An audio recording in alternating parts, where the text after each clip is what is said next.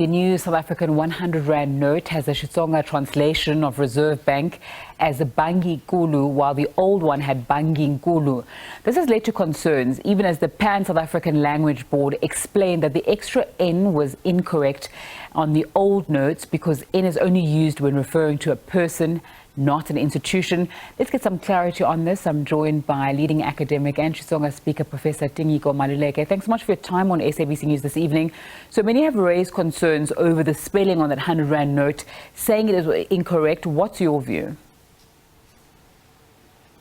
Good evening, Nzinga, and good evening to your viewers. Thanks for giving us time.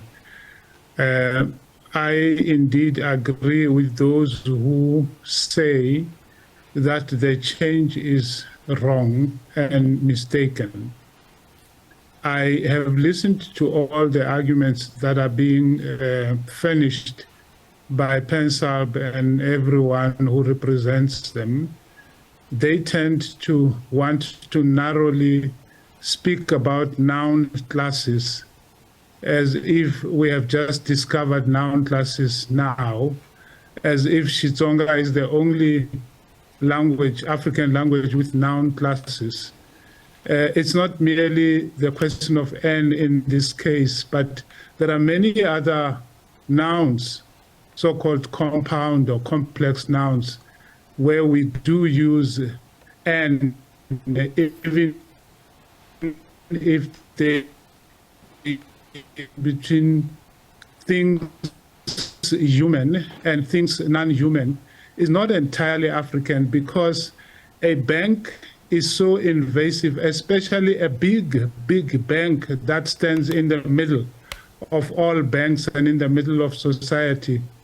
We personalize it, we humanize it, just like we speak of the municipality in the same way.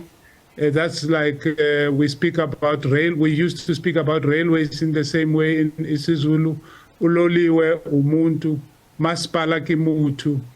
A bank has got the same characteristics. So to come and argue purely on a technicality that a bank is not human is to misunderstand that in African cosmology, the distance between what is human and what is non-human is not that great, which is why you have ndlovus and ngwenyas and other animals living among us in terms of them taking up these names for their surnames in the so-called totemic systems. Mm-hmm. So we say this is a departure from what is normative, and that if indeed PenSALB wanted to do this properly, it should have been better consulted than for it to be done the way it has been done now, after publishing a very thin book on the basis of which we are now changing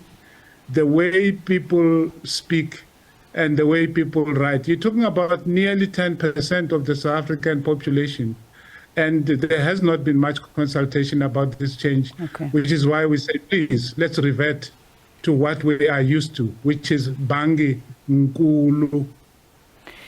Professor Maluleke, you've said that this is linguistic violence, and you've spoken about the lack of consultation and saying that the bank is really wreaking havoc or heaviness on citizens, not only in terms of the interest rates that we're seeing, but in terms of what's happened on this banknote.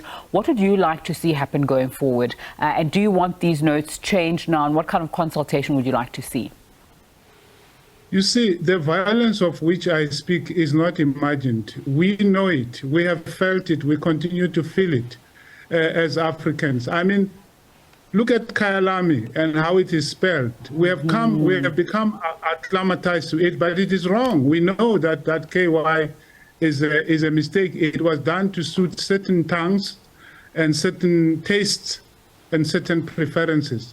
We can't allow that to continue to happen on our watch during democratic South Africa. So the Reserve Bank really should not listen to PenSALB on this occasion. PenSALB is out on an experiment. It is their new fad now, and we can't really be changing from pillar to post every time PenSALB. If PenSALB was serious about changing the way 6 million South Africans are speaking and writing, they would have consulted much more widely with traditional leaders, with scholars from wider disciplines that relate to the speakers of Xitsonga. And so what needs to happen now is that the South African Reserve Bank should really not try to do anything special, just revert to the word you were using until 2 weeks ago, 1 week ago. Just go back there and not impose a new experimental word on a people who are apparently powerless at the moment. Professor Tinyiko Maluleke, thanks so much for your time.